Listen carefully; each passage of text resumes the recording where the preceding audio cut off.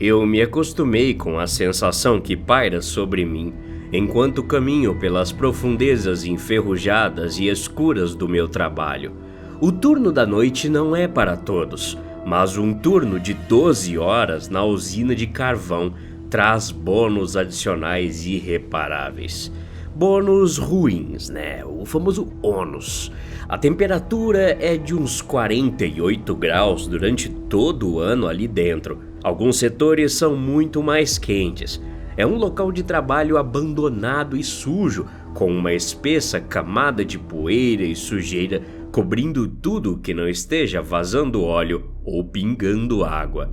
A falta de sono se mistura com o calor e a tarefa constantemente cansativa de manter os olhos e os ouvidos atentos ao que está ao seu redor, formando um perigoso coquetel de exaustão. Existem sim aspectos negativos num trabalho como esse, mas no fim das contas, não importa onde você trabalhe, sua mentalidade é mais importante do que sua situação. E além de ser um pouco ansioso, geralmente sou o tipo de pessoa que fica alegre, não importa o que esteja fazendo. Dito isso, qualquer pessoa que tenha sofrido de ter que ficar acordado por muito tempo conhece o básico. Você começa a ficar paranoico, começa a ver coisas. Pelo canto dos olhos a princípio, mas às vezes as ilusões transformam tudo em alucinações à vista de todos. Já vi o bicho-papão, fantasmas, zumbis e, tendo 20 e poucos anos, sei que essas coisas estão apenas na minha imaginação. Mas, ontem à noite, testemunhei algo muito mais assustador. E francamente, que mais mudou minha vida do que qualquer outra coisa que já encontrei. Eu estava fazendo minhas verificações habituais de equipamento no porão, que fica a 30 metros abaixo do solo, quando virei em uma curva fechada, em torno de uma bomba bastante grande, e vi um corredor.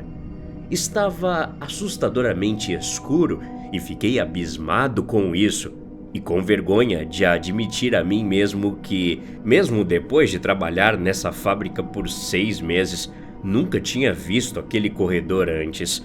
Não é incomum que você fique tanto tempo no mesmo lugar e algo tão grande escape da sua mente. O lugar em si é grande, afinal. Então, não lembrando que havia estado naquela passagem em particular, liguei a lanterna e comecei a caminhar pelo misterioso túnel escondido. Não consegui detectar visualmente o final do início, mas eu podia sentir o cheiro. É como se meu olfato fosse o único que funcionasse. Meus outros 5 sentidos estavam quase mortos. Em um mundo cheio de equipamentos enferrujados e úmidos, com um ar de água estagnada e carbonato de cálcio, um cheiro que me lembro da minha infância, de repente me fez parar. Parado, me perguntei se era algum tipo de vazamento químico que estava mexendo com minha cabeça, ou talvez era apenas minha mente pregando peças em mim. O cheiro lembrava algum tipo de sabão em pó que minha família usava quando eu era mais jovem. Não me lembro muito da minha infância, provavelmente porque não quero pensar nisso.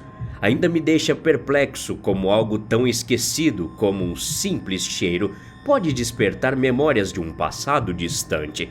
Num momento de curiosidade precipitada, continuei pelo caminho à frente, até que o vi. Minha lanterna fraca iluminou uma porta branca. Essa porta não era apenas branca, ela estava limpa. Isso era estranho demais nesse lugar imundo. Havia uma maçaneta, diferente das portas de toda a fábrica. A maioria das portas é protegida, então você precisa passar um crachá para abri-las. Mas essa era uma porta de madeira de estilo antigo, pintada de branco brilhante e, parecendo nova, tinha uma maçaneta de latão com um buraco de fechadura abaixo dela. Estendi meu braço em direção à maçaneta e olhei para minha luva de trabalho horrível e suja. Vendo como a porta estava tão limpa e branca, senti necessidade de tirar a luva para girar a maçaneta.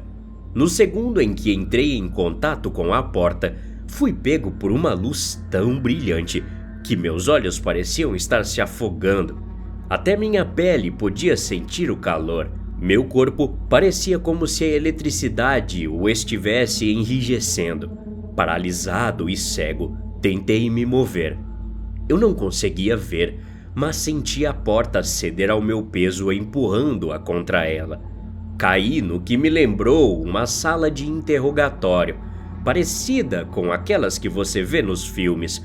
A única diferença é que nos filmes você realmente não consegue avaliar o quão fria e sem vida essa sala é. As paredes de blocos de concreto eram pintadas de cinza sobre um piso de cerâmica branco.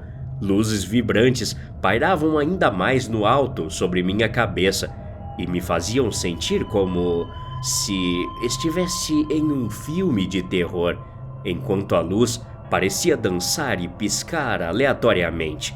A porta, que eu presumi estar atrás de mim, não estava mais em lugar nenhum, mas o vidro à minha frente, provavelmente um espelho unilateral, estava escuro como breu, como se o nada estivesse do outro lado. Em meu estado de confusão e choque, pressionei o rosto contra o vidro, cobrindo meus olhos com as mãos como uma criança espiando a vitrine de uma loja, tentando ver algo no vazio. Para minha surpresa, quanto mais meus olhos se esforçavam, mais eu conseguia ver uma mulher. Ela estava distante, mas caminhava em minha direção. Tão familiar ela parecia. Eu conhecia essa mulher de alguma forma. Ela pairou cada vez mais perto na escuridão, até que reconheci sua roupa e cabelo dos anos 90. Era minha mãe. Ela parecia ter a minha idade.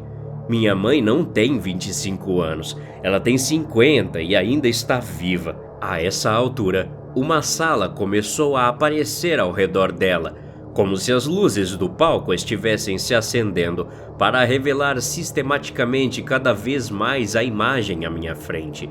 Eu não pude acreditar no que via quando ela se abaixou para pegar um bebê no berço. O bebê era eu.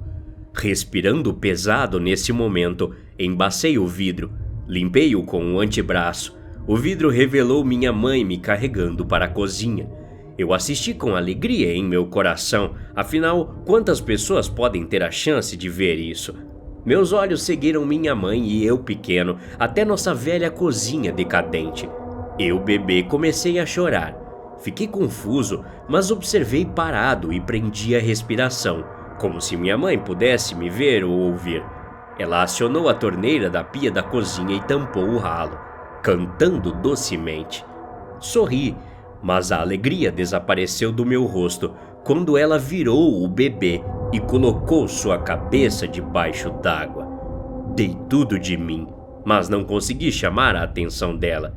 Eu gritei, bati no vidro até meus punhos ficarem machucados e sangrando um pouco, mas o vidro não quebrou. E sua atenção não se desviou da atrocidade em questão. Depois do que pareceu uma hora, a porta da cozinha foi tomada pela silhueta de um menino. Era meu irmão mais velho. Ele inocentemente disse: "Mãe, o que você está fazendo?" E ela se levantou com o bebê na mão, tentando encobrir o que havia tentado fazer. Ela me segurou contra o peito e ouvi o choro fraco do meu eu infantil. A criança estava com falta de ar. Ela não conseguiu me matar. Meu irmão não desconfiou quando ela disse: "Ah, eu estava lavando a louça com seu irmão e ele caiu na pia." Boca aberta, olhos arregalados, observei enquanto a cena à minha frente escurecia, quase como o intervalo de uma peça de teatro. Minha mente disparou e foi inundada de perguntas. Parecia tão real. Isso era algum tipo de mensagem? Gritei para a sala vazia: "O que você quer de mim? Por que você está me mostrando isso?" Comecei a lutar contra as lágrimas enquanto observava o vidro ficar preto dessa vez. Depois de tentar, pelo que devem ter se passado horas, encontrar uma saída daquele lugar, admiti a derrota e sentei-me no canto. Fui surpreendido por uma batida no vidro. Pulei de pé, aliviado ao ouvir evidências de outra pessoa, mas então percebi rapidamente que era o galho de uma árvore do outro lado do vidro. Dessa vez, lá estava a imagem do jardim da frente da minha casa. Era minha casa atual e eu podia me ver claramente pela janela da sala. Pressionando o meu rosto com força contra o vidro dessa vez, a princípio me esforcei para enxergar, mas o mundo noturno do outro lado do vidro mais uma vez se iluminou e revelou. Eu estava lá, sentado no sofá, meu irmão mais velho também. Nós dois com alguns amigos reunidos, tomando bebidas e jogando cartas na minha mesa de centro. Reconheci aquela cena, fazíamos aquilo anualmente para reencontrar a turma. Mas isso, diferente da cena anterior, não era algo do meu passado. Aconteceria daqui a alguns dias. Eu estava nesse lugar há tanto tempo assim? Sem saber o que fazer com a situação, mantive meu olhar fixo na casa à minha frente. Cada detalhe estava certo. Minhas roupas, meu corte de cabelo, meu cachorro correndo pela sala, minha noiva sentada ao meu lado, com seu sorriso perfeito, e mesmo sem conseguir ouvi-los, sabia que todos estavam se divertindo, sorrindo, rindo, bebendo cerveja. Me peguei sorrindo desse lado do vidro, mas rapidamente meu sorriso desapareceu quando vi uma pessoa encapuzada bater na porta. Não consegui ver o rosto nem reconhecer a pessoa pelo seu tipo físico. Na cena, estou sentado no sofá, sem saber, enquanto meu irmão se levanta para atender a porta. Ao abrir a porta, sorrindo, ele começa a agir com medo. Tudo ficou claro quando meu irmão levantou as mãos. A pessoa estava com uma arma apontada para ele. Meu irmão balançou a cabeça, pronunciando a palavra "não". O que tinha acontecido? O estranho tinha lhe contado alguma coisa? Eles estavam muito longe para eu conseguir enxergar, eu simplesmente não conseguia ouvi-los também. Então, vi um flash, com um estalo audível. Meu irmão caiu. Todos lá dentro ficaram surpresos e o medo se transformou em pânico. Corri para ajudá-lo do outro lado do vidro, enquanto gritava deste lado. Parecia inútil, pois minha cópia lutava para ajudá-lo. Vi meu irmão ficando mole. Gritei e bati no vidro. Chorei. Passaram-se dias antes de eu adormecer. Estava preso naquele lugar, com sede e fome. Temia pela minha vida. Fiz tudo o que fiz para permanecer lúcido, mas eventualmente cedi à exaustão, enquanto me enrolava como uma bola no chão frio de ladrilhos. Acordei, com alguém gritando meu nome, bem alto no meu ouvido. Lutei para abrir os olhos. Quando fiz isso, encontrei-me de volta à fábrica. Thomas, você pode me ouvir? Eu abri meus olhos. Bom, ele está acordado, pessoal. Minha visão se ampliou para ver um monte de gente ao meu redor. Todos com capacetes brancos, botas com biqueira de aço, óculos de segurança, e percebi que devia ser algum tipo de pesadelo ou algo assim que eu tinha tido. Thomas, você desmaiou, cara, um dos meus colegas de trabalho disse. E aquela sala? Perguntei. Que sala? Olhei e o corredor havia desaparecido. Olhei fixamente para a parede, mas não havia sinal de porta em nenhum lugar. Olhei para meu relógio. 6h40. Mal tinham se passado 10 minutos desde que vi a porta. Meus colegas de trabalho colocaram bolsas de gelo debaixo dos meus braços e na minha virilha para me refrescar. Mediram o meu pulso, 115 batimentos, minha pressão arterial, 13/8, e me deram biscoitos secos com uma garrafa de água. Eles olharam para minha cabeça com um flash de celular, verificando se havia sangue. Então, me pediram para levantar os braços, sorrir e etc. Eles estavam verificando se eu tinha tido um derrame. Depois me mandaram para casa, sob o pretexto de que eu estava com muito calor, e me disseram para descansar e me hidratar. É uma loucura. O que você pode ter de alucinações quando desmaia? Eu ainda não conseguia deixar de pensar no meu irmão.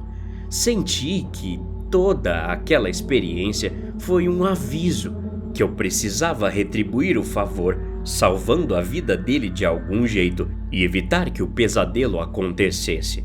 Então liguei para ele. Quando contei a ele que desmaiei, ele disse: "É só relaxar e se hidratar, que estarei aí em alguns dias." Descansei e fiquei em casa por alguns dias esperando. Minha noiva veio e me ajudou a cozinhar e limpar a casa para a confraternização. Meu irmão chegou primeiro. Nós dois rimos e bebemos um pouco de cerveja enquanto conversávamos sobre as coisas. Então chegaram nossos amigos trazendo algumas comidas: peru, batata, todo tipo de legumes e caçarolas. E depois de comermos, não pude deixar de pensar naquele pesadelo. Entrei no meu quarto e peguei a pistola 9mm que guardo na mesa de cabeceira. Coloquei-a na cintura e cobri com minha camisa. É melhor prevenir do que remediar, disse a mim mesmo. Jogamos cartas, conversamos e rimos por horas. Semi-bêbado e tendo que ir ao banheiro, pedi licença. Com uma música suave, ouvi uma batida na porta. Meu irmão então disse: "Eu atendo." E em um momento de compreensão, meu coração afundou. Um suor frio me envolveu enquanto eu pensava, tentando falar. Saí correndo do banheiro e vi meu irmão conversando com alguém na porta. Empurrei meu irmão para fora do caminho e vi uma mulher na porta, uma estranha, segurando uma pistola apontada para mim. Saquei minha pistola e disparei 3 tiros em sua barriga. O gatilho era nítido e a arma parecia balançar incontrolavelmente. Os tiros foram muito mais altos do que eu tinha ouvido antes, devido ao fato de eu sempre usar proteção auditiva durante os treinos de tiro ao alvo. Quando os flashes da minha pistola cessaram, vi o rosto da mulher. Eu a reconheci e me perguntei: por quê? Era minha mãe. Ela estava sem vida e todos ali começaram a se desesperar. Meu irmão e eu nos entreolhamos, perplexos e em estado de choque. Meu irmão correu para tirar a arma da minha mão enquanto olhava para os outros na sala. Foi quando eu vi.